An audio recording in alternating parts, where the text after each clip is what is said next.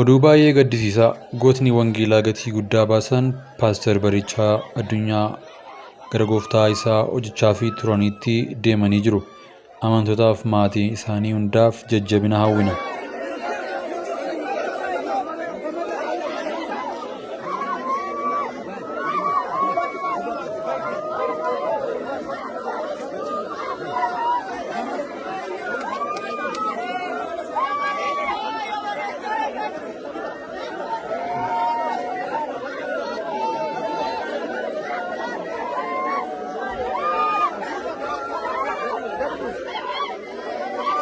Nagaan boqodhaa. Paaster Barichaan nama wangeelaaf gatii guddaa baasanii fi babal'ina wangeelaa keessatti gahee olaanaa taphatanidha. Guyyaa har'aa magaalaa Amboo waldaa isaaniitti sirni geggeessaa reenfa isaaniif erga taasifamee booda sirni awwaalcha isaanii bakka jaallattoonnii fi maatiin isaanii argamanitti raawwatamee jira. Maatii isaanii cinaa dhaabbannuu gooftaan jajjabina isaaniif haa kennu. Ajjeechaa murtee seera malee Oromiyaa bakkoota garaagaraatti raawwatamaa jiru hammaatee jira. Godina Shawaa Bahaa Aanaa Dugdaa Ganda Birbirsa Guddaa Saboolee jedhamutti dargaggoonni 5 harka duubaatti hidhamuun yeroo dararaman suuraan mul'isu marsaa hawaasummaa irratti ba'ee jira. Dargaggoota kanneen keessaa haala suukkanneessaan kan ajjeefaman jiraachuutu himame. Jiraattonni akka dubbatanitti dargaggoonni guyyaa guyyaan humnoota mootummaan gidiraa argaa jirru jedhan. Dargaggoonni harki isaanii duubatti hidhamee wayitaa hiraarfaman suuraan isaanii bahee dargaggoota nagaa hidhannoo maleeyyii ta'uu himanii jiru. Dargaggoota kanneen keessaa kan ajjeefaman jiraachuus dubbatanii jiru. Ajjeechaan dargaggoota irratti xiyyeeffachuun mootummaan raawwataa jiru kun tibbana bal'inaan Oromiyaa keessatti raawwatamaa jira. Mootummaan Bilisiginnaa kan qabsoo dargaggootaatiin aangootti ba'e qabsoo karaa nagayaa dargaggoonni taasisaa turan dhiphisuun ajjeechaa jumlaa raawwataa jiraachuu komatamaa jira. Luba Guddinaa Tumsaa waliin baranne Luba Deevid Reezeelt. Luba Deevid Reezeelt jedhamu nama biyya Ameerikaa USA'ti. Waldaa Kiristaanaa Luuteraanii Ameerikaa kaabaatti sadarkaa garaagaraattiin tajaajilan turanii jiru. Amma immoo dhaabbata hojii miisiyoonii wangeelaa Friends of Madagascar Mission irratti gaggeessaa ta'uun uummata biyya Madagaskar keessa jiru wangeelaan dhaqqabuudhaaf hojii gurguddaa hojjechaa jiru. Sagantaa yookiin yaa'ii waliigalaa waldaa Luuteraanii Ameerikaa kaabaa biyya Ameerikaa USA magaalaa Oklahamitti gaggeeffame irratti egzibiishinii qophaa'e irratti wal baranne. Biyya Itoophiyaa fi waldaa kiristaanaa warra wangeela makaanii Yesuus Itoophiyaa irraa akka dhufe yoon kaasuuf isaan immoo waa'ee Luba Guddinaa Tumsaa naaf kaasan. Luba Guddinaa Tumsaa bara 1960moota keessa waliin barannee naan jedhan. Anis kana dhaga'utti baay'een gammade. Waa'ee Luba Guddinaa Tumsaa waan beekanii fi dhaloonni har'aa maalirraa baruu akka qabu akkanaaf qoodanan gaafadhe. Isaanis itti fufanii akkas naan jedhan. Bara 1960moota keessatti seeminarii Luuteraanii kan Luther Seminary in Minnesota USA ture waliin kan baranne. Barumsa isaaniittis jireenya hafuuraa isaaniittis cimoo turanii. Akkuma sagaleen Waaqayyoo nuun jedhu dhugaadhaaf dubbachuu warra miidhamaniif falmachuu jaallatu turan. Haala beekumsa jireenya hafuuraa fi ejjennoo isaanii kana gaafaan argu namni kun biyya isaatti waldaa kiristaanaa waliigalaatiifis waan guddaa gumaachuu danda'a jedheen yaadaa ture jedhan. Gara Itoophiyaatti deebi'anii gaggeessaa waldaa ta'anii hojii wangeelaa guddaa akka hojjechaa turan odeeffannoo qaban ture. Gidduutti garuu mootummaan sooshaalistiitiin akka ajjeefaman dhugaa dhageen baay'ee gadde. Dhalootni har'aa hojiilee gaggaarii bara isaanii jalqabaman bifa caalmaa qabuun itti fufsiisuun isaanirraa eegama. Jabaadhaa naan jedhan. Kun immoo ergaa guddaadha. Hojii gaggaarii isaan waldaa keessatti jalqaban itti fufsiisuu hojiin guddaanii fi seena qabeessi isaan jalqaban tokko tajaajila hunda galeessa hafuuraa fi foon namaa tajaajilu holistic theology serving the whole person addressing the spiritual and physical need of person kan jedhudha. Kunis yaada gabaabaadhaan ibsuudhaaf hojii wangeelaa fi hojii misoomaa wal duukaa hojjechuu kan jechuudha. Isaan isa kanaaf jiraatanii darban. Isa kana cimsinee itti fufsiisuu qabna. Wangeela fayyina gooftaa keenya Yesuus Kiristoos lallabuu barsiisuu duuka buutota gooftaa horachuu akkasumas hojii misoomaaf guddinaa dhalootaa fi biyya jijjiiruu keessatti hojjechuun dinagdee fi Jireenya hawaasaa dhalootaa guddisuun nurraa eegama. Bakkuma jirrurraa kaanee gahee keenya haa baanu. Waaqayyo ayyaana isaa ogummaaf hubannaa nuuf haa baay'isu. Eebbifamaa. Horaa bulaa.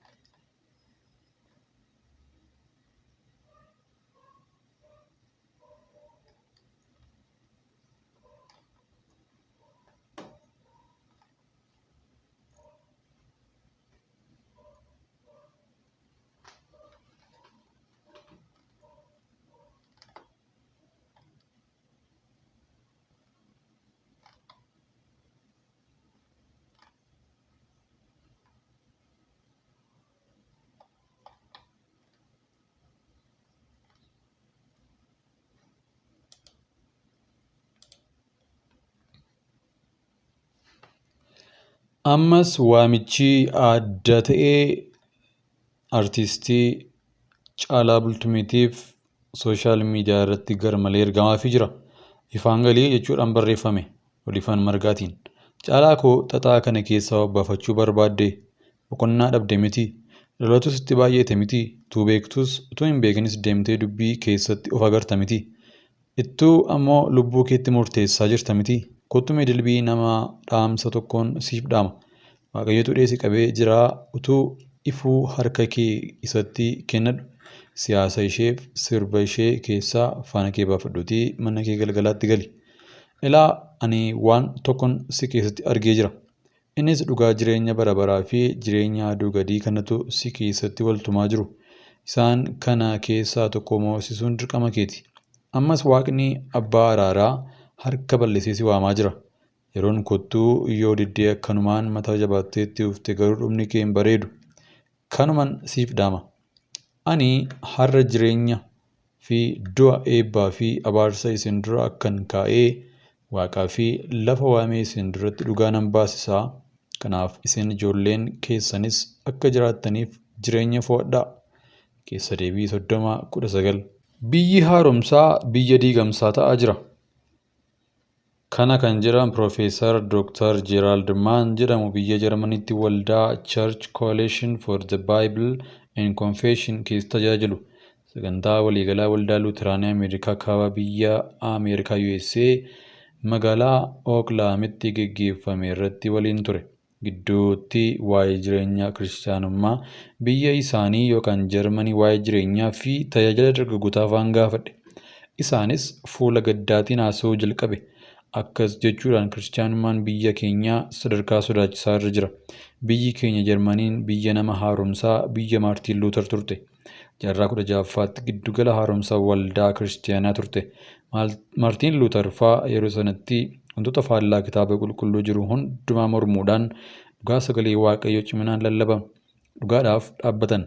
Dhugaadhaaf falman. Har'a garuu biyya haaromsaa kan turte Jarman dulluma hafuuraa guddaa keessa galtee jirti. The land of reformation became the land of deformation. Dhaloonni haaraan keessattuu dargaggootni waldaa dhufuu hin barbaadan. Maanguddootatu dhufee waaqeffata. Waggaa muraasa booda waan taanuu hin beeknu. Dhaloota hojii wangeelaa nu harkaa fuudhuu dhabaa jirra. Irraa kan ka'e sodaa guddaa keessa gallee jirraa naan jedhan. Ergasii anis itti fufee maaliif kun hundumtu ta'ee sababni dargaggoon waldaa irraa bade maaliifi maaltu dhaloota waldaa irraa fageesse jedheen gaafadhe. Innis itti fufee akkas jedhe. Dargaggootni biyya keenyaa waldaa irraa baduu isaaniitiif sababoota baay'eetu jira. Sababni inni tokko seekulaariizimiidha. Kana jechuun Waaqayyo hin barbaachisu, amantaa wanti jedhamu hin barbaachisu, wanti hundumtuu namaaf beekumsa namaa giddugaleessu kan godhatedha. Yaada Waaqayyoo fi amantii wanti jedhamu addunyaa kana keessatti bakka hin qabu.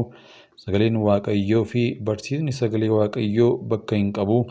Wanti hundumtuu namaa fi yaada namaa irratti kan xiyyeeffatee fi dhugaa sagalee Waaqayyoo kan faallessudha. Kanarraa kan ka'e dhugaa fi soba, moral and immoral, ethical and unethical, qulqullummaa fi xuraa'ummaa adda baasanii barsiisuun ulfaataa ta'e. Kanarraa kan ka'e namni yaaduma itti fakkaatu dubbata. Waa'ee jireenya kiristaanummaa osoo hin taane waa'ee namaa fi mirga dhala namaa ta'e. Mirgi dhala namaa kun immoo bal'atee sodomota wal fuusisuutti ga'e. Waldaan keenya har'ayyuu sodomummaa mormaa jirti. Garuu dhiibbaan seekularizimii dhaloota waldaa irraa fageessuu keessatti bakka guddaa qaba.